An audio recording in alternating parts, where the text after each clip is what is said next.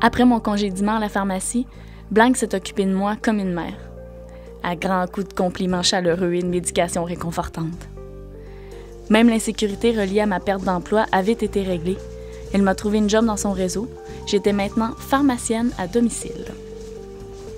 Elle m'a formée sur le terrain, m'a présenté certaines collègues et m'a expliqué brièvement comment fonctionnait la division des parts du cash que je ramenais.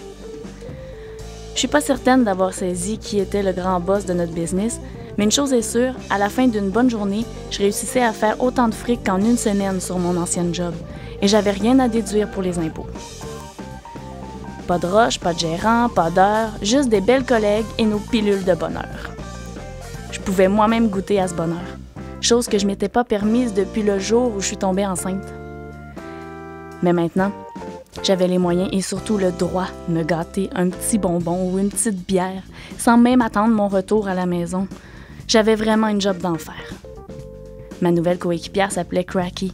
Elle est intelligente, juste assez méfiante et toujours en parfait contrôle de tout ce qui se passe.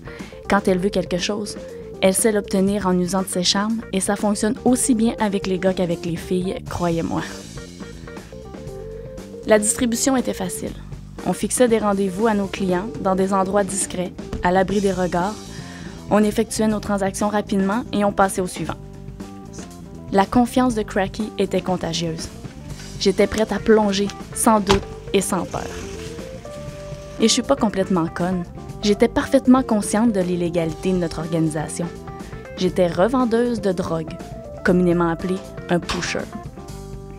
Par contre, dans l'imaginaire de monsieur et madame tout-le-monde, un pusher, c'est un gros gars tatoué, vêtu de cuir et de jeans. Personne ne pouvait deviner que ces deux coquettes poulettes étaient en fait des princesses, dealers de dope. Ça allait vite, j'adorais ça. Tellement vite que j'arrivais même plus à suivre le compte du cash qui s'accumulait. J'en avais plein les poches, alors, de temps en temps, je prenais mon comprimé, question de ralentir le jeu. Je me sentais vivante, même si à quelque part, je mourais un peu en dedans. J'avais des chums, j'avais du fun, et quand la réalité me rattrapait, j'avais ce qu'il fallait pour reprendre l'avance. J'étais bonne dans ce que j'accomplissais. Ça faisait du bien de me sentir pertinente et efficace dans quelque chose. Je payais mes redevances et je sentais que les filles me faisaient confiance. Mais le meilleur, c'est quand la job était terminée. Fait qu'à soir, on dérape. On dérape à la nouvelle relation. Ouais, chill. Quand on sortait quelque part, on passait vraiment pas inaperçu. On se chiquissait au maximum, on s'installait comme si on était chez nous, puis on enchaînait les pilules et les drinks. Et pas des drinks de fée-fille, vodka sec, gros gin et scotch pour rhum. Et quand on sentait la fatigue arriver, il y en avait toujours une pour payer une tournée de boissons énergisantes et on repartait sur notre routine de shooter et de bonbons. On cherchait pas le trouble, mais je sais pas pourquoi, on dirait qu'il se pointait par lui-même.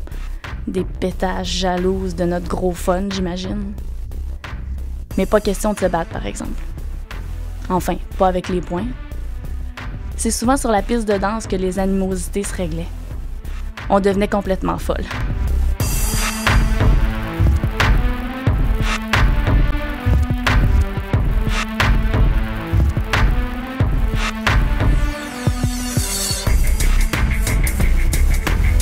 On se la jouait comme dans les vidéoclips, sexy et baveuse. Et en bout de ligne, on finissait toujours par se mettre chum avec les autres.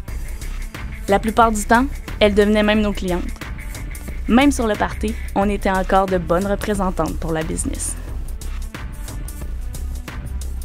Comme on était toutes des filles raisonnables, quand on avait atteint nos limites, on s'arrêtait et on rentrait à la maison.